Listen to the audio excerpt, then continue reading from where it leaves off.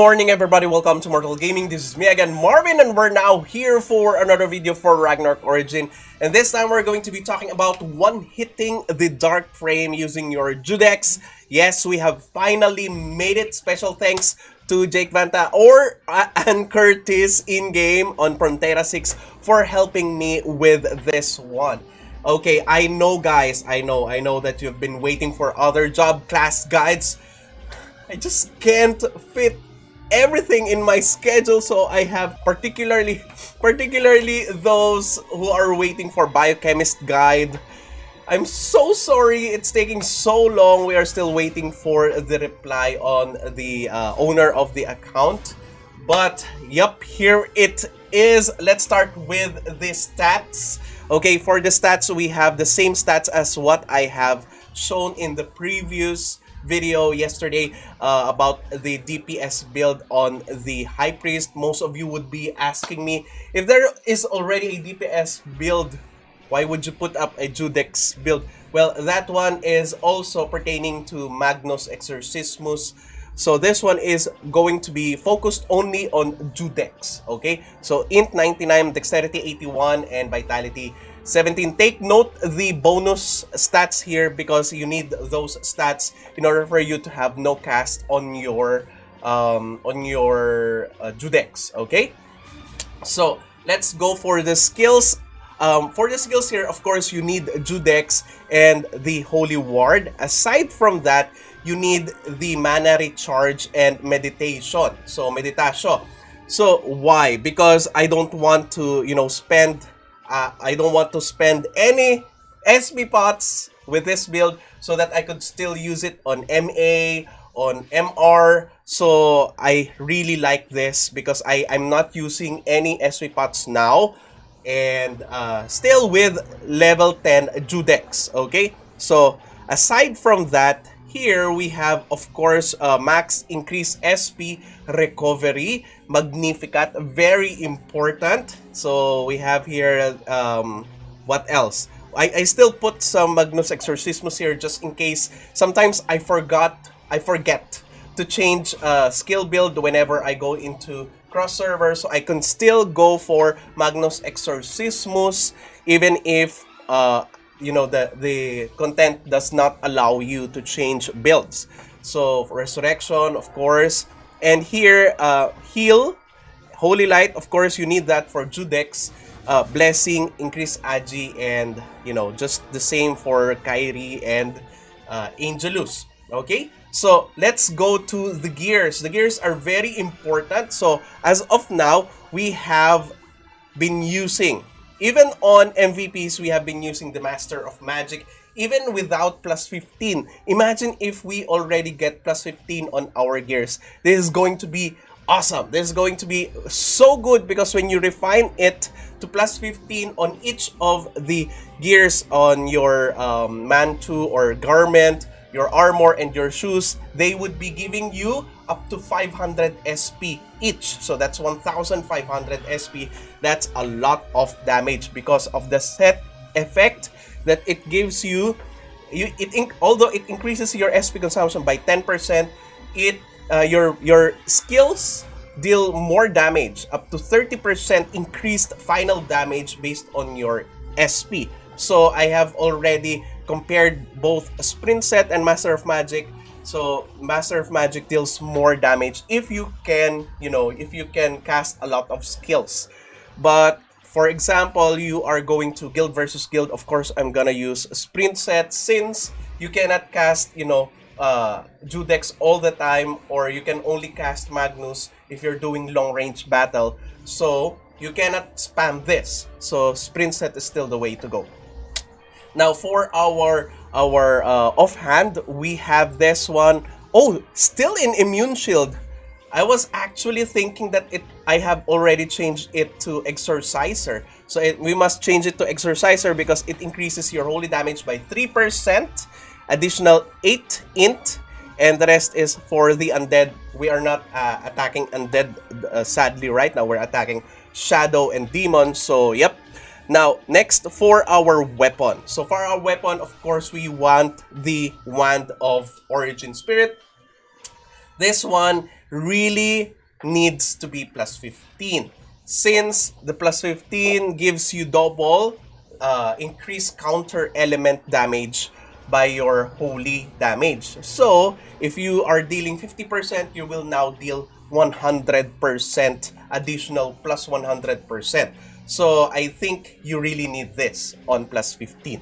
Okay, so everything else is just on technically applied to plus 10 sets. Okay, so now let's go to our gears. We have here Orleans gloves, and both Orleans gloves for additional magical attack because you need magical attack in this build. Now for our headgear and headwear, we have this, what do you call this one? This gacha. I haven't thought about looking at those gacha's names. Red leaf, okay, additional 8% to shadow enemy. For the face wear, we have this red leaf earrings, so additional 6% damage to demon. For the mouth wear, I'm still using the Doram pipe on plus 10 so that I could deal more damage to medium enemies because the dark frame is medium enemy. And at the side, aside from that, we have 2% magical attack also here. For the back wear, we are using the cursed scythe, which deals more damage to demon monsters, 5%. Okay, so this one is kind of negligible in my opinion, since it's just 5% and you need to one hit it every time. Okay, so that is for the gears. Let's go to the cards. For the cards, I'm using here Karat. So Karat is really widely available in our server, so it was easy for me to make this 3-star. You really need this if you are using Magic Master set because of the because of the SP here and additional intelligence. Okay, so here for both what do you call this one, Goblin Chief Puppet 1, okay, one on level 15 but 2-star. The other one is just, you know, level 5. Next would be that's not gonna work, that's not gonna help. The back gear, we have Deviling Puppet both on our back gear. For our Orleans gloves, we have Wraith card and Taru. It would be better if you have 3-star greatest general card. So, but I'm really unlucky in terms of snapping, so I haven't gotten one. So this one is also good. Instead of 3%, this one is going to be 3%, right? The greatest general. We only have 2% here, but it's still okay nonetheless. If you don't have it, you can go for the Raedric Archer card, which increases your damage to shadow enemy. Even on no star, it's 4% increased damage. So if you have 4 of it, you get 16% increase in damage. So the reason why I chose the Taru is because, you know, it affects your magical attack and it's just the basis for everything that you will do. May it be heal, damage, Magnus, etc. Okay? And then I'm now gearing up for Wraith card. Hopefully we could get and we could snap more Wraith cards. But this one is coming from the guild shop. So by the way, if you don't if you cannot have, or if you're, you know, wanting to get to 3-star greatest general, it is also available on your point shop here on your academy store. Okay, I already purchased it. Okay, this one, greatest general card, so it's priced at 200 academy coins. So aside from that, nothing else that would be helping your damage aside from your weapon. Of course, your weapon, medium size and strophe, so skeleton worker and strophe card, so for demon. Okay, now let's go to the Verus Cores. Okay, the Verus Cores are really important. So this is what they taught me, and Curtis taught me about this. You have to have, you know, because you cannot find anything that is directly going to attribute your damage or increase your damage of your Judex, so you have to go for something else. So I have gone for Blessing Boost, and we went for the Holy Element in Affinity. So if you have level 2 or level 1 of this, it's still okay. This one increases the damage that you deal to dark, shadow, or undead enemies by 9%. So that's the counter damage, counter element damage. So if you are right now dealing 50% to a shadow enemy or an undead enemy, 75% for undeads, but for shadow enemy, 50%, so it's going to be 59%. So why is it, if you're gonna be looking at this, why is it plus 118%? Can you see it? Yes. So that is because of the weapon. Okay, the weapon, as you may remember, it doubles the counter effect element efficiency. So instead of 50%, it's going to be 100%. That's the big thing about the plus 15. So instead of 59%, it's going to be 118%. So that's the reason why this one is really good. Before, we have only used this as a thing for, you know, for players who would be wanting to go and have Aspersio on them and they're dealing physical damage. Now we have discovered that it also affects the magic damage skills as long as it is holy damage and you're targeting a counter element such as dark, shadow, and undead monsters. And the rest is just, you know, for me to have a very good amount of SP capacity to hold off this, so that I will never be using any SP pots ever again. So Zen Boost is going to be helping that. So if you don't have Zen Boost, you could go for Mana Length Boost so that you could also increase your damage when you are away from the monster. I'm not going to be suggesting Core Overload since it's kind of random. Sometimes you could go down and it might take you 2 hits to take down the Dark Frame. Alright? So aside from that, the feathers, I've already shown the feathers in my previous video, but this one I am now focusing on magical attack. So that in with regards to that, we have to have a higher tier feathers and rarity feathers. Okay, so in my case, it is going to be time tier feather and light tier feathers. So for the light feathers, we have here a very good magical attack and magic damage bonus here, but it's kind of, you know, it's kind of pricey or expensive. So if you cannot have that, you would go for time feathers, because time and space feathers both are very much widely available right now, since you can purchase them on your guild shop for the War of Emperium.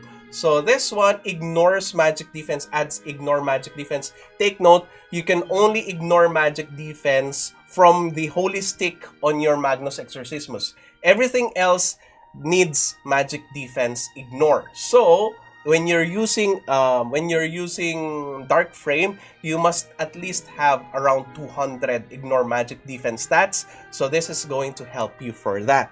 So ignore magic defense. If you don't have that, you can also use this one. It also has ignore magic defense and additional damage bonus. Aside from this, you can also use the Sky tier. It also has magic defense bonus and magical attack. So if you don't have, you know, the capacity or the budget for you to purchase the light feathers, then go for the sky feathers together along with the day feathers, because the day feathers, sky feather, and time feather will be giving you a lot of ignore magic defense.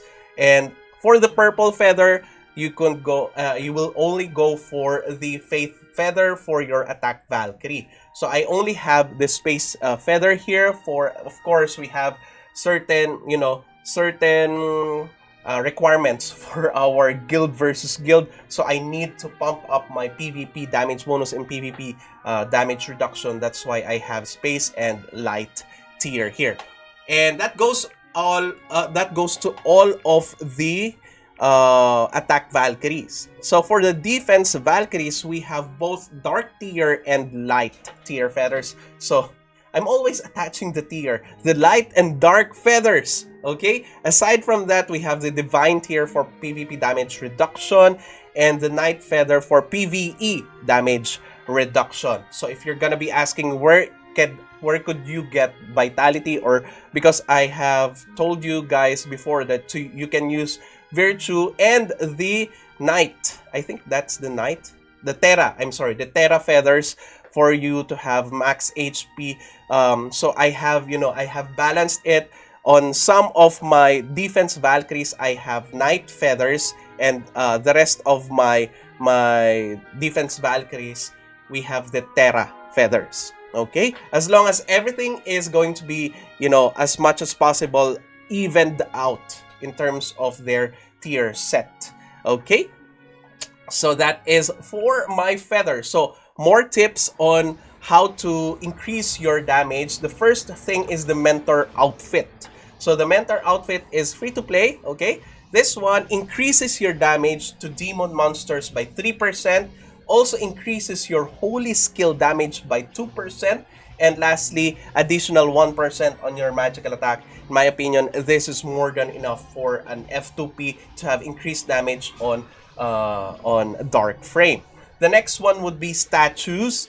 For the statues, just max out every statue that would be giving you magical attack. For example, for the Do Well Valkyrie statue here, this one gives maximum 44 magical attack here, and Ignore Magic Defense here +7, and the statue level stat effects would be 4% additional magical attack, which is really good, and the tier 4 effect would be +2%. So in my opinion, this is worth it. If you're thinking if this is going to be worth your Dilot carving hammer, or leveling it would be worth your Dilot carving chisel, yes, it is, because it's going to be percentage here. Okay, so aside from that, we have the Valkyrie rune, which also increases your magical attack here, intelligence, and Ignore Magic Defense here.